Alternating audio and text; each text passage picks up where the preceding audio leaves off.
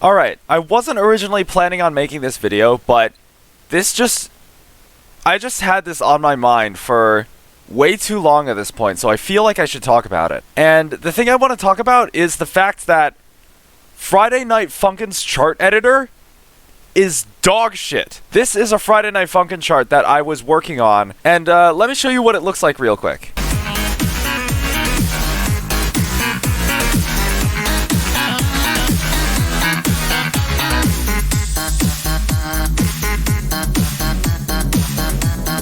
Now, you may have noticed that the chart kind of just ended there, and that's because I got so frustrated with how clunky Friday Night Funkin's chart editor is that I actually had to save my progress and just give up. This chart in its current state is unfinished, and I think it'll probably remain that way for the far foreseeable future, unless something about this chart editor changes. Okay, first off, let me go through some of the things that are wrong with this. To start off, you're charting your song measure by measure. So each of these sections, as they're called, is a measure of 4/4 divided into 16th notes. So as you can see, I can place and remove notes just like this, and there are 4 notes per beat and 4 beats per measure. And when there are 4 notes per beat like that, it's referred to as 16th notes. It's all like music theory jargon. We don't really need to discuss that right now. What I do need to discuss is the fact that if you're editing a section while paused like this, and you scroll past the end of the section in the wrong direction, you do just that. You scroll right past the end of the section, and there's no real way of knowing when you're going to go between the sections or how far you need to scroll. It's not a smooth motion, and it makes going through sections really confusing, and you're forced, basically, if you want to do what's the most convenient, to page back and forth using the arrows, measure by measure, through the entire song, rather than just being able to scroll through the song in just one smooth... Let me show you. Look at what I can do in Moonscraper, which is the chart editor of choice for Clone Hero. If I want to scroll to a given section of the song, I can just do it in one continuous motion without having to page through the song measure by measure. And also, there's a scroll bar on the right side that allows me to quickly drag through every section of the song and jump to a specific section that I want to edit. Kiss all of that goodbye when you're making charts in Friday Night Funkin', because even if you can scroll between measures like this, the chart editor only displays one measure at a time. And what this also does is, if you have a sustain that's close to the end of the measure and you want it to extend into the next measure, figuring out how far or figuring out how long to make that sustain to extend the right amount into the next measure is extremely difficult. And don't even get me started on how to copy notes for repeating sections, because oh my god, it is the most frustrating thing I have ever experienced when charting for a rhythm game. Let's say I have a section that looks like this in Moonscraper, right?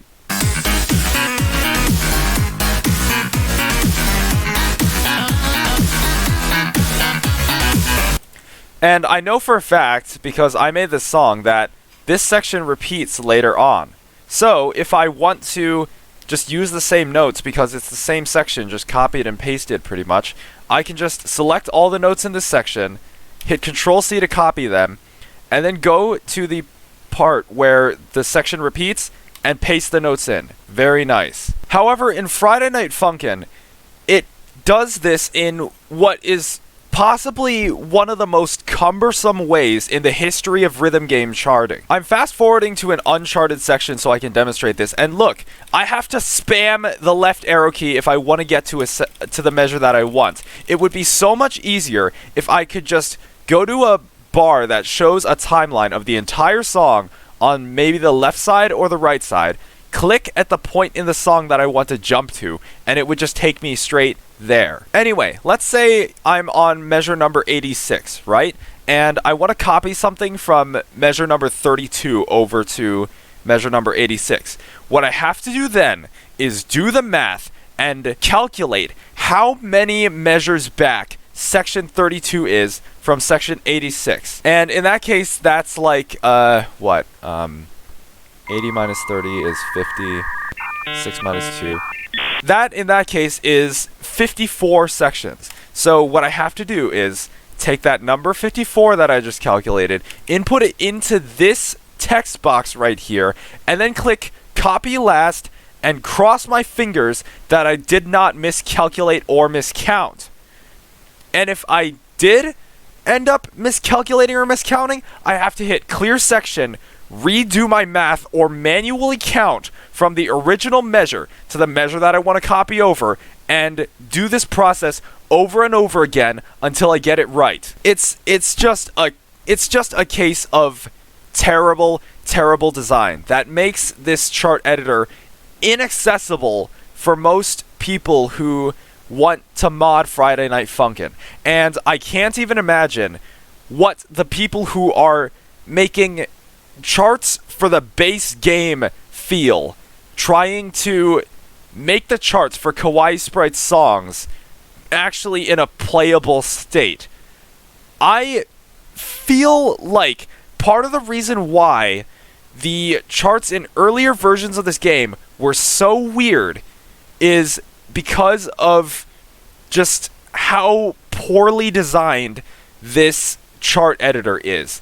It feels almost as if it didn't take into consideration any of the conventions or standards set by other chart editors for other rhythm games. Now, I know some people are probably going to argue that I'm just spoiled with chart editors like Moonscraper or the chart editor for Osumania.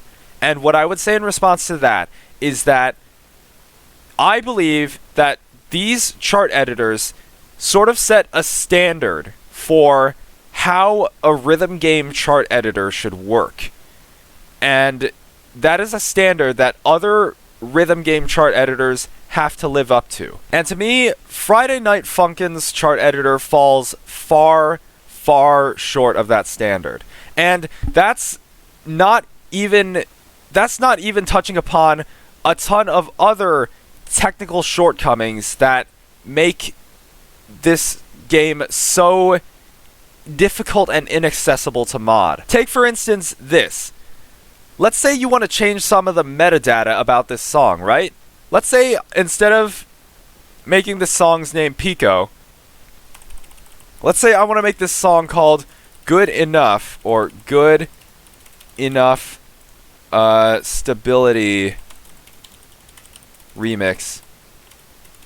Because that's what this song is. Already, you can see stuff going horribly wrong. Like, this note appeared that wasn't there before. Every time I press 0 to mute or unmute the game, it was typing into the text box at the same time. And let me save this really quick. I don't know, I'll just save it like that.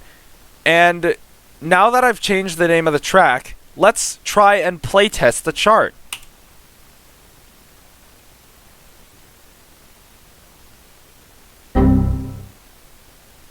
Did you see that?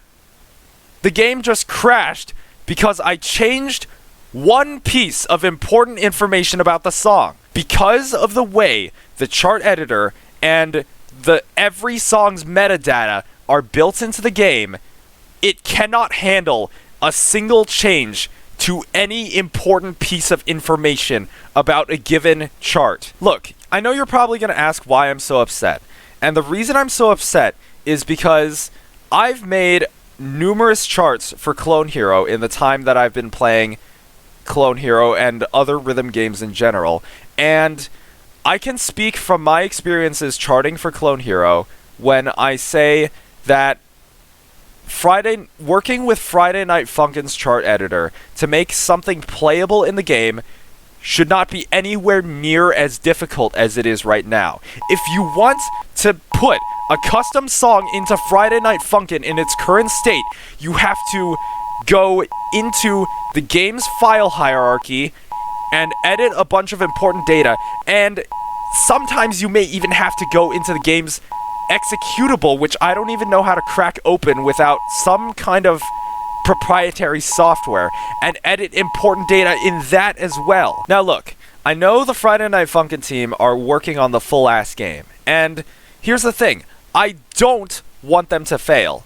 I want them to succeed. I think Friday Night Funkin' has a lot of potential, and if they pull this off, they can come out with something that everybody, even the seasoned rhythm gamers who have bashed Friday Night Funkin' in the past, will love. But in order to achieve that, they need to not only understand that that is a monumental task and then some, but the full-ass game Kickstarter has promised accessible modability and importing of custom songs.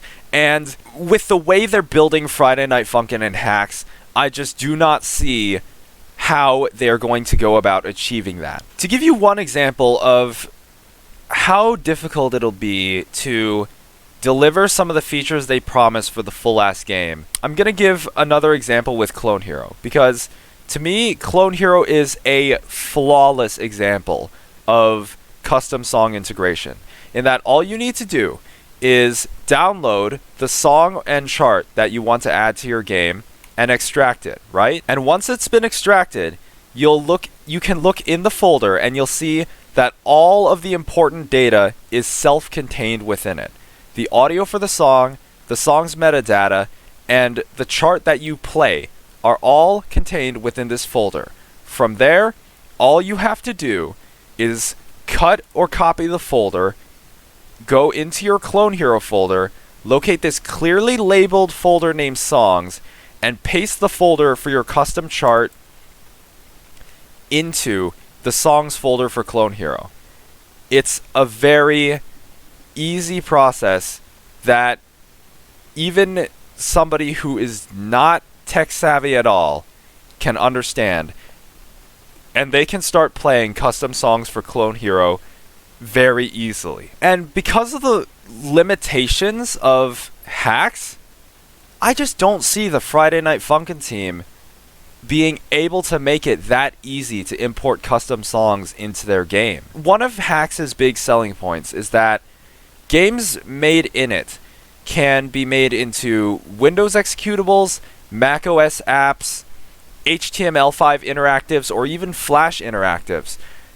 And you can turn them into mobile apps as well. But when you have that much compatibility with so many different systems, you have to sacrifice a lot of features and capabilities in the engine to make sure that any games you make with it are compatible with all those formats. Now, you may have seen me talk about this in the past on both videos on YouTube and on posts that I've made on social media.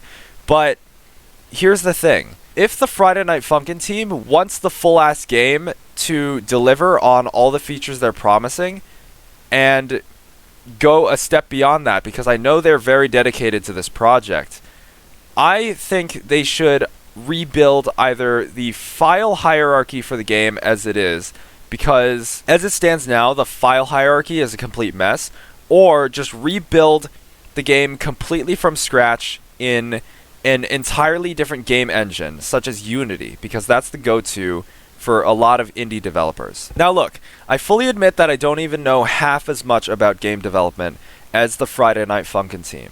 But what I can say with absolute certainty is that Unity is an engine that is exponentially more powerful than Hacks. If they're going to cram as many features as they're promising into the full-ass game, I think it would really benefit them in the long run to switch Friday Night Funkin's engine from Hacks to Unity for the full-ass game. It may take some adaptation, it may be a completely different experience to learn, but if they were to rebuild Friday Night Funkin' in a more powerful engine, and from there build the full-ass game off of that, then they could come out with something that could compete with some of the leviathans in the 4K rhythm gaming scene, like Osumania, Stepmania, and Eterna. Hell, Clone Hero was built in Unity, and Clone Hero is an excellent rhythm game. So yeah, those are just my very disjointed thoughts on Friday Night Funkin' from purely a gameplay and technical standpoint. I just think that the game still has tons of cases of just poor design and inaccessibility.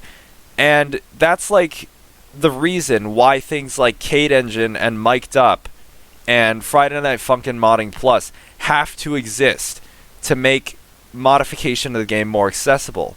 So there are going to be lots of giant leaps, I think, that will have to be taken if they want to make, you know, modification and customization as easy as they want to. But yeah, that's about it. I know this isn't the type of content that I usually make. I just had this on my mind for way too long, and I just felt the need to sort of get it off my chest. It feels like I'm wailing on a game that I really do love. I love Friday Night Funkin'. If it wasn't already evident from the numerous times that I've played it on stream, it's my go-to when we have nothing to do and I just need like 45 minutes to an hour to kill.